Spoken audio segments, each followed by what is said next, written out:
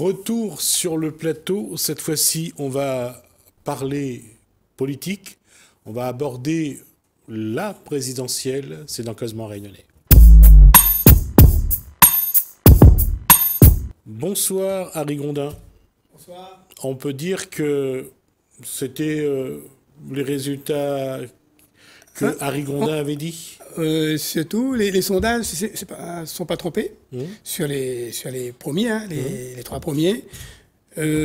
Par rapport à Zemmour, j'avais dit qu'il ne dépasserait pas 10%. Parce que bon, il est venu en campagne. C'est quand même, il faut que les gens qui ont voté Zemmour et qui croient en Zemmour, il ne faut pas ces gens-là soient déçus, puisque c'est exceptionnel ce qu'il a fait. À partir de rien, il est passé devant les partis qui existent, sans ancrage local. Donc, et surtout, il amène un réservoir de voix à Marine Le Pen, ce qui crée une incertitude où le match n'est pas joué. On croyait le match joué, mais le match n'est pas joué. Tout commence. Voilà. Et c'est là aussi qu'on regarde l'évolution de la politique. On l'avait déjà vu en 2017. Macron avait cassé les lignes entre la droite et la gauche. Et là, quand on regarde le score... On va dire que Macron, il a bien absorbé qu'on appelle les boboisés là, du Parti Socialiste, tous les bobos. Et en 2017. Voilà, et là, il a au fond il a quand même absorbé la droite. Il a absorbé la droite. On va dire, les gens se plaignent, disent voilà, il faut aller voter pour changer. Mais même les 25%, s'ils avaient voté, ça n'aurait rien changé, puisque la masse aurait resté la même. Vous divisez les 25% par 4, 6% en plus pour Macron, 6% en plus pour Le Pen, 6% pour Mélenchon, et ça se répartit. Donc ça n'aurait rien changé, ça. Les écarts demeurent. Voilà, les écarts demeurent. L'abstention n'est pas un problème. Aujourd'hui, Emmanuel Macron, il représente, il a absorbé les bobos socialistes, il a absorbé le centre droit, et surtout, on a vu les Républicains explosion directe avec Ciotti, qui ne dit pas, mais qui soutient Marine Le Pen. Ouais. Hein. Donc, qu'est-ce qu'il est et Pécresse qui dit qu'elle va voter Macron. Ouais. Donc, il n'y a plus de Républicains et il n'y a plus de socialistes. Il reste 1,9% des socialistes. Mais ça, on va dire, ce sont des gens qui croient aux socialistes humanistes. Hein. Eux, ils vont venir vers l'humanisme demain, hein, un parti humaniste, si on arrive au fond, ce qui se passe, c'est que Marine Le Pen avec le Rassemblement national et la France insoumise avec Mélenchon, eux, c'est vraiment la masse populaire, mais ils n'arrivent pas. Mais je ne vois pas la France insoumise continuer à s'appeler la France insoumise, jusqu'à quand on est insoumis. C'est Mélenchon qui est insoumis. À un moment donné, il faudra... Moi, je l'ai rebaptisé la France humaniste. Ce serait pas plus mal, et il pourrait aller. Donc, tout ça est ouvert, tout ça est intéressant, et surtout, la société civile, que j'invite à se présenter aux législatives, aura son mot à dire. Les candidats qui viennent de nulle part, qui se présentent d'eux-mêmes et qui pourraient avoir le soutien en cas de triangulaire ou en cas de score intéressant au deuxième tour, peser dans la politique du gouvernement, parce que d'après les prédictions, et comme les sondages prédisent bien maintenant, Emmanuel Macron gagnerait à 41, à 49 ou même 50,5. Donc ça, c'est vraiment la politique. Il va être obligé de prendre en compte tout ce qui se dit. Voilà, donc il ne pourra pas d'un revers de main. Et ce qui aujourd'hui est aussi quelque chose qui est de plus en plus pressenti ou ressenti, c'est que celui ou celle qui sera élu à l'Élysée n'aura pas de majorité. Pas de majorité. Et là, la société civile, humaniste globale, en ce qui me concerne pour la première circonscription ou d'autres circonscriptions, auront leur mot à dire à l'Assemblée nationale pour peser sur une politique, comme je t'ai dit la dernière fois, ni de droite ni de gauche, mais une politique humaine en faveur de la population, tout simplement. Ça veut dire, c'est quoi une politique humaine? C'est faire de la prévention. Avant que le problème arrive, on essaie de faire en sorte. Et on voit bien là, on a beaucoup de problèmes. Avec le Covid, on trouve des centaines de milliards. Avec les immigrés qui arrivent, ukrainiens, la guerre, on trouve des milliards. Donc, il pleut des milliards en ce moment. Il y a une pluie de milliards parce qu'il y a des problèmes. Faisons pleuvoir les milliards avant que les problèmes arrivent. C'est aussi simple que ça.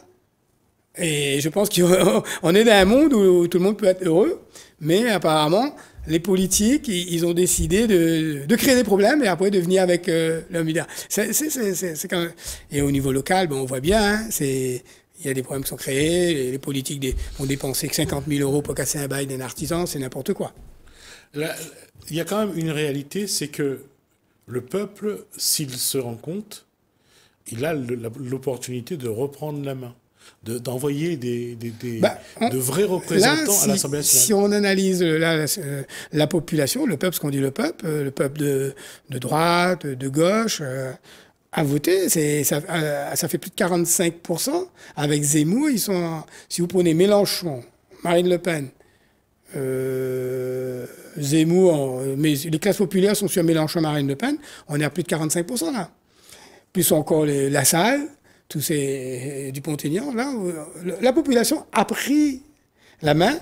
Maintenant, les politiques qui ne sont pas propriétaires des voix, comme elle le dit bien Pécresse, je ne suis pas propriétaire de mes voix, mais elle appelle à voter Macron. Après, je pense que ça va se déliter, puisque je pense qu'un tiers des gens qui ne veulent pas voter ni Macron ni Le Pen n'iront pas voter. Un tiers va suivre, un autre tiers va faire le contraire. Donc ça va se répartir. C'est là que le jeu, c'est plus comme avant où il y avait ce barrage républicain, puisque c'est quand même républicain d'avoir voté. Je veux dire, je vois pas pourquoi Mélenchon ne serait pas moins républicain que Macron ou Marine Le Pen moins républicain que Mélenchon. Ils sont tous républicains au fond, puisqu'ils respectent la règle de se présenter aux élections. C'est ça être républicain, c'est se présenter aux élections et non aller casser dans la rue. Et quand on regarde dans cette situation-là, il n'y a plus aujourd'hui de parti politique qui, j'allais dire, qui est au-dessus. Aucun parti n'est au-dessus. On va dire il y a un parti quand même en marche. Hein. Macron, il a 30%. Même oui, mais il est au niveau de la présidentielle. Mais ancrage local, il n'a pas. Oui. Donc, voilà, comme j'ai dit, les 300 députés macronistes vont payer pour Macron. Sa politique. Voilà. Et donc, alors, les purs macronistes, si on peut appeler ça comme ça, les purs macronistes, peut-être ils vont ramener à 100 et 150, et encore en faisant des alliances avec les autres. Est-ce qu'ils vont vouloir le faire? Il y aura beaucoup de triangulaires, beaucoup de quadriangulaires. Ça ne va pas être aussi simple que ça. Et là, c'est intéressant. Les législatives s'annoncent passionnantes. Ce qui veut dire aussi qu'aujourd'hui, j'allais dire, un illustre inconnu sort de chez lui, fait une petite campagne. S'il a un bon réseau, il peut. Voilà. La preuve, Zemmour, il n'est pas inconnu, mais je veux dire, faire 7% à la présidentielle, même s'ils sont pas... Ils ont eu la gueule de bois, mais je pense qu'ils vont se rendre compte qu'eux, au moins, ils sont remboursés. Ils sont devant le LR, ils sont devant le PS. C'est exceptionnel. Être devant le LR, alors qu'ils ont tous... Je reviens à ce que je disais, c'est que le citoyen a l'opportunité de reprendre la main, reprendre le... Avec les législatives, oui. Mais il faudrait des candidats qui viennent de nulle part, qui se présentent. Mais il va y avoir. Mais le problème, c'est qu'il risque d'en avoir beaucoup. Après, il faut bien comprendre aussi, la politique, c'est comme un sport. Hein. Si tu veux gagner la Ligue des Champions, il faut jouer dans le Real de Madrid. Ou Bayern, ou machin. Localement, il faut être, on va dire, même si on parle de parti, mais il faut être avec soit la mairie, ou soit le conseil, avoir ces appuis-là, il a plus de chances. Après, c'est à eux de présenter des nouveaux candidats. Mais ils ne seront pas libres. Mais comment faire comprendre à des citoyens qui ont envie de s'investir, comme ça a été le cas lorsque Macron est devenu président, il y a beaucoup d'illustres inconnus qui sont devenus députés. Mais si on regarde les cantonales, vous avez beaucoup de gens, de citoyens qui sont au RSA, qui ont pris le risque de se présenter, qui se sont endettés, qui n'ont pas été remboursés et qui sont partis la fleur au fusil. au cantonal. Et c'est énorme. Dans chaque canton, vous aviez au moins 7, 8 listes de 4 personnes qui est partie. Donc le citoyen aime la politique, le citoyen fait de la politique, il fait des efforts. Maintenant, il faut organiser un peu tout ça. Donc c'est un peu mon travail aussi d'aller voir un peu tous ces candidats. Petits candidats. La question, il y a quand même une question qui se pose, et je pense que l'individu qui a envie de s'investir, qui a envie de dire, ben, moi aussi je peux être candidat, il a peut-être besoin d'un minimum d'accompagnement. Voilà, il faut du conseil. Mais ceux qui se sont déjà présentés, eux, ils savent comment ça fonctionne. Ils savent que s'ils font 5%, ils vont être remboursés.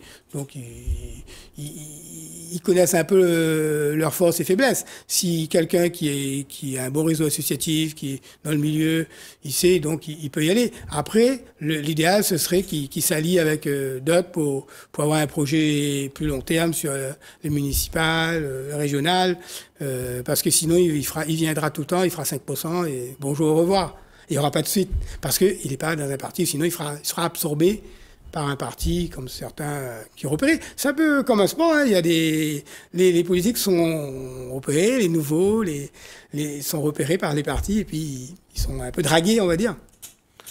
Oui, mais les citoyens que rencontre Harry Grondin, est-ce qu'ils ont envie de prendre, des responsabilités?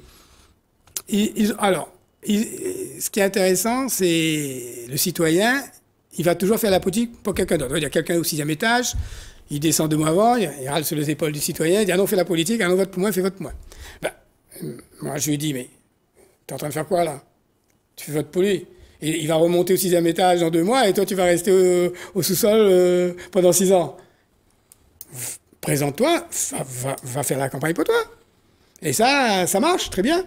Et à Saint-Denis, voilà, on essaie d'attirer des jeunes des gens qui ont toujours fait de la politique, qui fait de la politique, qui ont fait des campagnes politiques plutôt. Hein, ils sont investis dans la campagne. Et le but, c'est de leur faire prendre conscience que c'est pas que il y a pas que les députés. Il y a les cantonales, il y a les municipales. Il faut 47 personnes. Hein, je sais pas, c'est pas facile à trouver. Donc voilà, il y a de la place. Alors, venons en politique. Ouais, moi j'y vais en plus. Je reviens encore sur cette question-là. Quand on regarde le taux d'abstention à la présidentielle, il y a quand même un rejet. Il y a un taux d'abstention, mais j'ai un autre raisonnement plus différent. J'aime bien les contre-analyses. Alors, s'il y a 25% de gens, ça veut dire peut-être ces gens-là sont bien. Pourquoi ils ont voté? Je suis bien. Donc, je les ai votés pour moi. Et quel que soit le résultat, si demain il y a une crise, je vais me réveiller.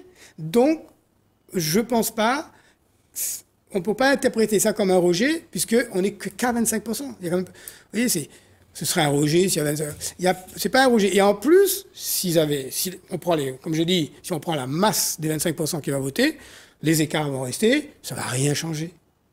Donc, eux, ils ne sont pas... L'abstentionniste, il n'y a pas un abstentionniste qui veut changer les choses. L'abstention, il veut le statu quo. C'est bien, il est content, il est heureux. On ne faut pas oublier ça. Il n'est pas malheureux. S'il serait malheureux, il se bougerait. D'accord. Moi, je pense, hein, il y a quand même le côté je suis heureux, je suis bien, j'ai mon minimum vital, il manque machin, peut-être je pourrais être un peu mieux. Mais après, de l'autre côté, il y a beaucoup de souffrance, en silence, comme je dis, au niveau de la population. Mais je ne vois pas l'abstention comme un problème, je vois comme une masse qui n'a pas d'influence sur le résultat final. Et ce qui est plus intéressant encore, en cas de duel, l'abstention, c'est encore mieux. Parce que là, il y aura le duel, ça légitime la victoire du vainqueur et qui dit, moi, tout cet abstentionniste, c'est pour moi, puisqu'ils sont d'accord avec moi, puisqu'ils ne sont pas venus voter. Si vous voulez pas être d'accord, ils n'avaient qu'à venir voter. Donc, imaginons si Macron gagne à 51%, et s'il y a toujours 25% de votants, il pourra dire c'est non-votant, c'est 25% de liste, c'est à lui. Et ça légitimera sa politique. Il n'y aura pas... Bon, ouais, c'est plus subtil que ça. Hein.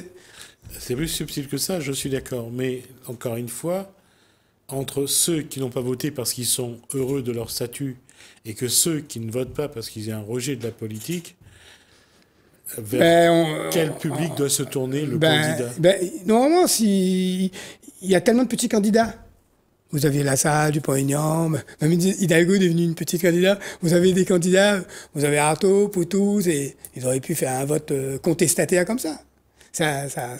Ils auraient pu. Mais non, je pense que ils sont dans la masse. Ils sont pas contre, ils sont bien. Ils sont heureux. Alors dans ce cas-là, qu'est-ce qu'il va falloir faire? Le but, c'est pas de convaincre les abstentionnistes. Le but, c'est quand on va en politique, il faut avoir son public au fond. Macron, il a son public qui l'applaudit, vous voyez bien. Mélenchon a son public. Marine Le Pen a son public. Tous les candidats ont leur public. Apparemment, Hidalgo n'avait pas de public parce qu'elle n'est pas une personne qui est née d'elle-même. C'est une personne qui est née, comme je dis, dans un laboratoire politique qu'il a fabriqué, qu'il a mis là. Et elle s'est crue, donc elle peut pas. Et on voit bien. Alors il y a un autre truc aussi. En France, là, on voit très bien, c'est confirmé que les primaires ne fonctionnent pas. Ça peut pas fonctionner. Les primaires, c'est fait pour détruire les partis. Donc, si il faut que une personne incarne un parti. On peut pas. On voit bien, tous ceux qui ont fait les primaires sont écroulés. Même les écologistes, qui est l'avenir normalement. Ils sont même pas à 5%, ils sont même pas remboursés. Jadot, il est obligé de demander de l'argent, des dons à la télé, le soir même des élections. Il a compris que son parti est presque en faillite. Il pourra peut-être même plus aller aux européennes. Tellement puisqu'ils n'ont pas tant d'élus que ça, ils ont pas. Regardez ce qui s'est passé la dernière fois. Le Parti Socialiste a vendu son siège. Ouais. Là, qu'est-ce qu'ils vont faire?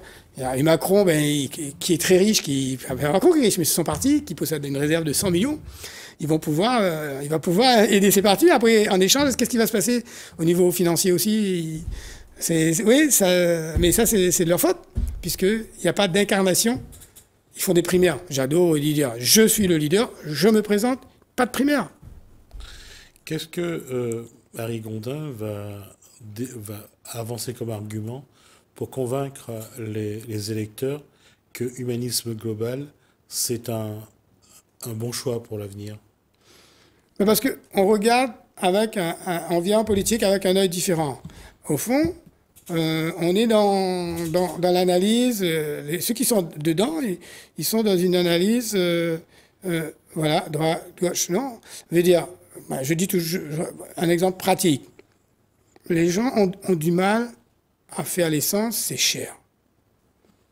On a une carte vitale, programmons-la pour pouvoir faire l'essence. Elle n'est pas si vitale que ça. Moi, là, je suis à l'extérieur de la politique, je viens, je le dis. Non seulement je le dis, mais technologiquement, c'est possible. L'argent, il y a. J'ai expliqué où est l'argent. C'est l'argent, c'est la sueur des travailleurs.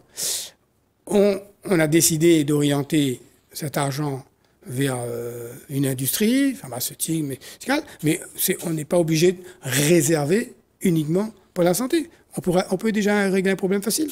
Après, il y a la simplification administrative. On n'en peut plus. Il y a des tonnes d'impôts. Ça n'arrête pas, et en plus, c'est des feuilles, et puis ça se rajoute. Là, on a l'impôt friche qui est venu pour les propriétaires. Vous avez les impôts sur les retraités.